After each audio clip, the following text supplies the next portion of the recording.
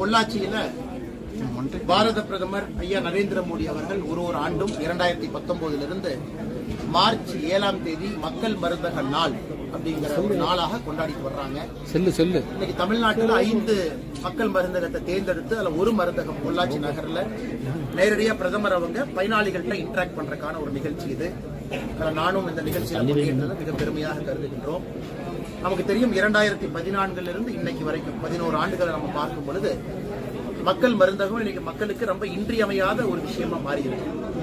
ஆரம்பிக்கும் பொழுது 40 கடைகளோடு ஆரம்பிக்கப்பட்டது. இன்னைக்கு 18,300 கடைகளை தாண்டி எந்த மருந்தாக இருந்தாலும் 50% 80% விலை குறைவாக அதே தரத்தோடு கிடைக்கக்கூடிய ஒரு விஷயமா பார்க்கிறோம். 103 கோடி சானிட்டரி பேட் நம்முடைய மக்கள் மருந்தகத்தில் ₹1 விற்கப்பட்டிருக்கிறது. கடந்த 11 ஆண்டுகள்ல மக்கள் மருந்தகத்தை பயன்படுத்தி மட்டும் 40,000 கோடி ரூபாய் அவர்களுக்கு சேமிப்பு கிடைச்சிருக்கு. இது அற்புதமான ஒரு விஷயம். இப்ப 18,300 அடுத்த ஆண்டு முடியும் பொழுது 2027 மார்ச் 7 முடியும் பொழுது 25,000 கடைகளாக உயர்த்தப்பட வேண்டும் என்று பிரதமர் அவர்கள் ஆணை பிறப்பித்திருக்கின்றார்கள். இன்னும் 7,000 கடை ஆளாக இருக்குது. இன்னைக்கு நம்ம உள்ள போனோம்னா நிறைய பெரிய பெரிய மில்க் ப்ராடக்ட், நம்ம பால்ல கலந்து குடிக்கக்கூடிய பொருட்கள் நிறைய குழந்தைங்க சாப்பிட்றாங்க. இங்க போஷான் ஒரு பொருள் இருக்கு. இன்னைக்கு சர்வதேச மார்க்கெட்ல ஒரு பெரிய கம்பெனியினுடைய பொருள் ₹230 ₹240 கிடைக்கும் 1 கிலோ. இன்னைக்கு போஷான் அதே பால்ல கலந்து நம்ம குடிக்கக்கூடியது. ஏன்னா நான் தனியார் நிறுவனத்துடைய பேரை சொல்ல விரும்பல, அதுக்கு ரீப்ளேஸ்மெண்ட் ₹170 இருக்கு. அதே மாதிரி ஸ்ப்ரே எல்லாம் பாத்தீங்கன்னா ₹24. இதே தனியார் நிறுவனத்துக்கு போய் ஒரு வலிக்கு ஸ்ப்ரே வாங்கினீங்கன்னா ₹90. அதே போல முக்கியமா ஹார்ட் பிரச்சனை, சுகர் பிரச்சனைக்கான மருந்து மாத்திரை எல்லாம் 50% 80% குறைவா கிடைக்கும். அதனால பொதுமக்கள் நீங்க அதை பயன்படுத்திக்கணும். உங்க பக்கத்துல இருக்கக்கூடிய மக்கள் மருந்தகம் எங்க இருக்குன்னா ஒரு ஆப் இருக்கு, சுகம் ஆப்னு இருக்கு. அதை செல்போன்ல டவுன்லோட் பண்ணி வச்சுக்கிட்டீங்கன்னா பக்கத்துல எந்த கடை இருக்கு, கடையில என்ன ஸ்டாக் இருக்கு எல்லாமே நீங்க பாத்துக்கலாம்.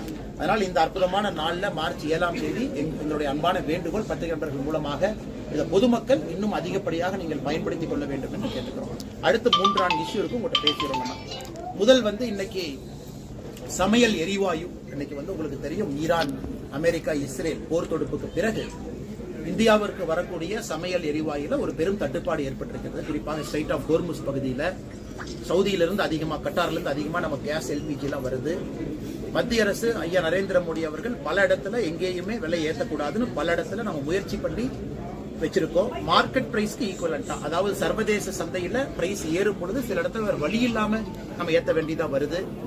இன்னைக்கு இந்த வார் அதிகமான பிறகு கடந்த ஒரு வாரத்துக்குள்ள மட்டுமே பிரெண்ட் குரூட் இன்னைக்கு கிட்டத்தட்ட 20% உயர்ந்திருக்கு. $91 வந்திருக்கு ஒரு பேரல். அதே நேரத்தில் கச்சா எண்ணெய் அதனுடைய ஓவரால் விலை உயர்ந்திருக்கு.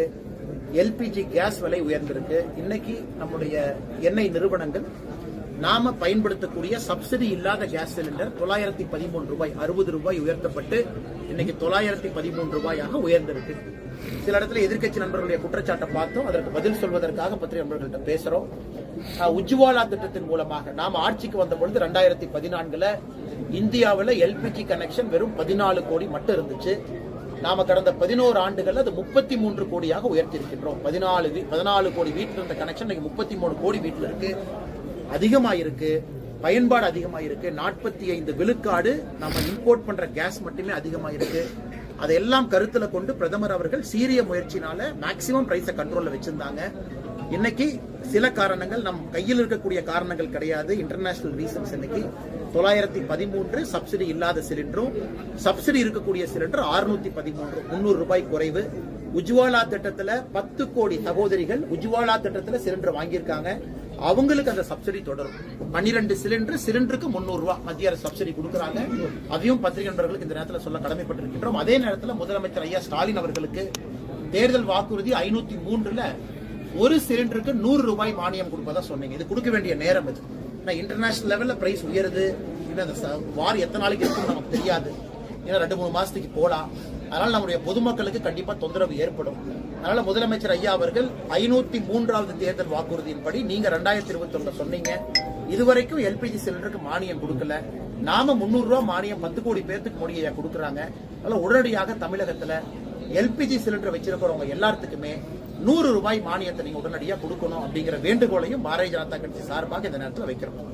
இரண்டாவது, நேற்று நம்முடைய குடிமை பணி சிவில் சர்வீசஸ் தேர்வுகளுடைய முடிவுகள் வந்திருக்கு. ரொம்ப மகிழ்ச்சி. 10 ஆண்டுகள் கழித்து தமிழகத்துல நம்முடைய சகோதரன் சகோதரி 2 பேரு டாப் 10ல வந்திருக்கிறாங்க. 2ஆம் ரேங்க் ஒருத்தர் ஆல் இந்தியால, மதுரையை சார்ந்த சகோதரி ஒருத்தவங்க. ரேங்க் 7 தமிழ்நாடு வந்திருக்கோங்க. ரேங்க் 18 கோயம்புத்தூரை சார்ந்த ஒரு சகோதரி வந்திருக்கிறாங்க.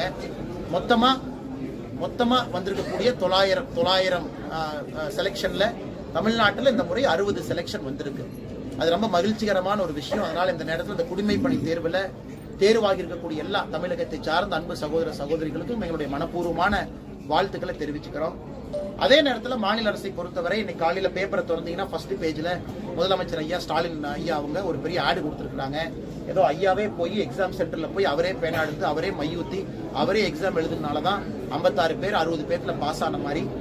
ஏன்னா ஒரு இடத்துல நாங்க முதலமைச்சர் அவர்களுக்கு ஒரு இடத்துல பாராட்ட சொல்றோம், ஒரு இடத்துல குற்றச்சாட்டு வைக்கிறோம். பாராட்டு என்னன்னா, முதலமைச்சர் அவர்கள் வந்த பிறகு ஒரு நல்ல விஷயத்த பண்ணிருக்காங்க. அதாவது பிரிலிம்ஸ் எக்ஸாமுக்கு யாராவது ப்ரிப்பேர் பண்றாங்கன்னா மாதம் 7,500 ரூபாய் 10 மாசம், நல்ல விஷயம், கண்டிப்பா பாராட்டணும். அதே போல மெயின்ஸ் பரீட்சைக்கு 25,000 ரூபாய், நல்ல விஷயம், அதுவும் பாராட்டணும். இன்டர்வியூக்கு செலக்ட் ஆகினாங்கன்னா 50,000 ரூபாய், அதுவும் பாராட்டணும். அப்ப இந்த குழந்தைகள் எல்லாமே வேறு வேறு கோச்சிங் இன்ஸ்டிடியூட்ல படிக்கக்கூடிய குழந்தைகளுக்கு கண்டிப்பா அந்த பணம் வந்து பயன்படும். அதே நேரத்தில் 60 பேர்ல 56 பேர்னா வேற வேற இடத்துல படிக்கிறவங்க இந்த பண உதவி வாங்கியிருக்கிறாங்க. முதலமைச்சர் அவர்களை பொறுத்தவரை ஊக்குவிங்க, நிறைய பேர்த்த எழுத வைங்க. கர்நாடகா மாநிலத்தில் 1 லட்சம் ரூபாய், வேற வேற மாநிலத்தில் நிறைய பணம் கொடுக்குறாங்க. அதனால அரசு குழந்தைகளுக்கு இன்னும் ஊக்கத்தொகை கொடுங்க, நிறைய பேர்த்த சிவில் சர்வீஸ் எழுத வைங்க. குறிப்பா நமக்கு பட்டியலின சகோதர சகோதரிகள் நிறைய பேர் கவர்மெண்ட் சர்வீஸ்க்குள்ள பிற்படுத்தப்பட்ட சமுதாயத்திலிருந்து நிறைய வரணும், அவங்கள கொண்டு வரக்கான முயற்சி எடுங்க. அதனால் எல்லாமே ஒரு அட்வர்டைஸ்மெண்ட் அப்படின்னு பார்க்காம இது அரசனுடைய கடமை. அரசு நிதியுதவி செஞ்சதுக்கு பாராட்டுகள், வாழ்த்துக்கள், நிறைய பேருக்கு கொடுத்துருக்கீங்க, அதை இன்னும் அதிகப்படுத்துங்க. எல்லாமே ஒரு அட்வர்டைஸ்மெண்டா ஏதோ அரசு உங்களாலதான் செஞ்சோம், அந்தந்த குழந்தைகளுக்கு திறமை இருக்கு, தகுதி இருக்கு, அரசு ஊக்குவிச்சது ஒரு காரணம், பல காரணம் இருக்கு. அதனால மக்களுடைய வரிப்பணத்துல இவ்வளவு செலவு பண்ணி, கோடிக்கணக்கான வரிப்பணத்தை செலவு பண்ணி முதல் பேஜ்ல அட்வர்டைஸ்மெண்டா மட்டும் முதலமைச்சர் போட்டு இருக்கிறாங்க. அதையும் நாங்கள் இந்த நேரத்தில் கண்டிக்கின்றோம்.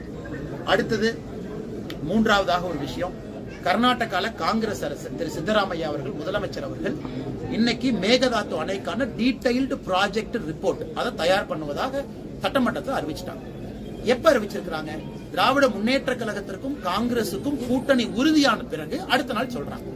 அப்படி இருக்கும் பொழுது இவர்களுக்குள்ள மறைமுகமாக ஏதோ பேச்சுவார்த்தை நடந்தது போல் தெரிகிறது.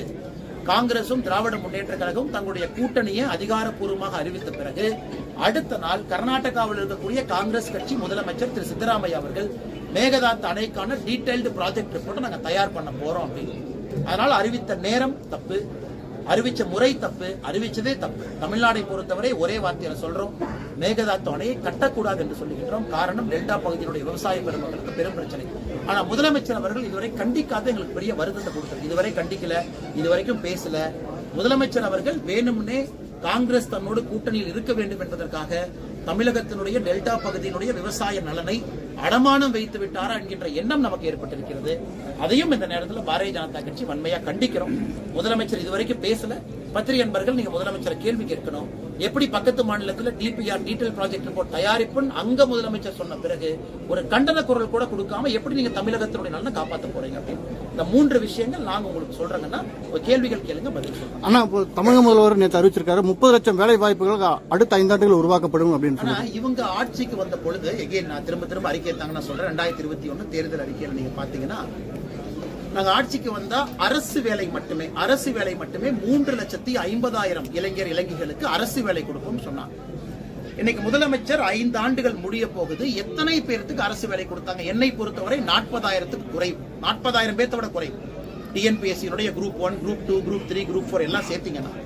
அதனால் 3 லட்சம் பேருக்கு அரசு வேலை கொடுப்போம் என்ற ஆட்சிக்கு வந்த முதலமைச்சர் அவர்கள் இன்னைக்கு அரசு வேலை கொடுத்ததே 40,000க்கு குறைவாக இருக்கும் பொழுது மறுபடியும் அடுத்த ஒரு கதையை சொல்ல ஆரம்பிச்சுட்டாங்க. நாங்க ஆட்சிக்கு வந்தா 10 லட்சம் பேருக்கு அரசு வேலை கொடுப்போம் அப்படின்னு. அதனால் மக்களை தொடர்ந்து முட்டாளாக்க கூடாது. ஒருவேளை முதலமைச்சர் அவர்கள் நான் சொன்ன வாக்குறுதி நிறைவேற்றிட்டேன்னு சொன்னாங்கன்னா 3 லட்சம் பேர்த்துல எத்தனை பேருக்கு கொடுத்தீங்கன்னு நீங்க சொல்லுங்க. அதே போய் 10 லட்சம் பேருக்கு மேல தனியார் வேலை வாய்ப்பு உருவாக்கி கொடுக்கிறோம், அதுக்கும் வெள்ளை அறிக்கை இல்ல. நான் அறிக்கையிலே இவ்வளவு சொல்றேங்கன்னா, எதையுமே செய்யாம கேஸுக்கு மானியம் கிடையாது, வெறும் மத்திய அரசின் மீது குறை சொல்வது, தம்பட்டம் அடிப்பது, பேப்பர்ல ஆடு கொடுப்பது, இது 3ஐ மட்டும்தான் முதலமைச்சர் அவர்கள் செய்து கொண்டிருக்கிறார். பாஜகவோட தேர்தலுக்கு 57 வெளிமாநில பார்வையாளர்கள் கொடுக்கறதா போட்டிருக்காங்க. அது இல்லைங்கண்ணா நேத்து நடந்த கூட்டம் பாரதிய ஜனதா கட்சியினுடைய மரியாதைக்குரிய அகில இந்திய அமைப்பு பொதுச் செயலாளர் அவர்கள் கேரளா தேர்தலுக்கு போகக்கூடிய மாநிலம் கேரளா, புதுச்சேரி, சவுத்துல பாத்தீங்கன்னா தமிழ்நாடு, நம்ம 3 மாநிலமும் தேர்தலுக்கு போறோம். ஒரு மாநிலத்திற்கும் ஒரு தேர்தல் குழுவை போட்டிருக்காங்க. உதாரணத்துக்கு எங்களுடைய தலைவர் மரியாதைக்குரிய அண்ணன் நயினார் நாகேந்திரன் அவர்கள் தமிழகத்திற்கு ஒரு தேர்தல் குழுவை போட்டிருக்காங்க. அதற்கு தலைவர் அண்ணன் பொன் ராதாகிருஷ்ணன் ஐயா அவர்கள். அதுபோல கேரளாவில் ஒரு குழு, புதுச்சேரிக்கு ஒரு குழு. இந்த குழுவினுடைய மீட்டிங் சென்னையில் நடந்துச்சு. அதாவது 3 மாநிலத்தினுடைய தேர்தல் பொறுப்பாளருக்கான மீட்டிங் நடந்துச்சுங்கன்னா அந்தந்த மாநிலத்துக்கான தேர்தல் யுக்தி அவங்க யாரும் இங்க வந்து வேலை செய்யலீங்க. அந்த 3 மாநிலத்திலிருந்து 57 பேர் வந்தனால பத்திரிகை நண்பர்கள் 57 பேர் தமிழ்நாட்டுக்கு வர்றாங்களா, வேலை செய்யறாங்களா அப்படின்னு ஒரு சின்ன குழப்பம் உங்களுக்கு. இது 3 மாநிலத்துக்கான தேர்தல் வியூக கூட்டம் நேற்று சென்னையில் நடந்துச்சு. காமனா ஒரு இடத்துல நடத்துவதற்காக சென்னையில் நடத்திருக்காங்க.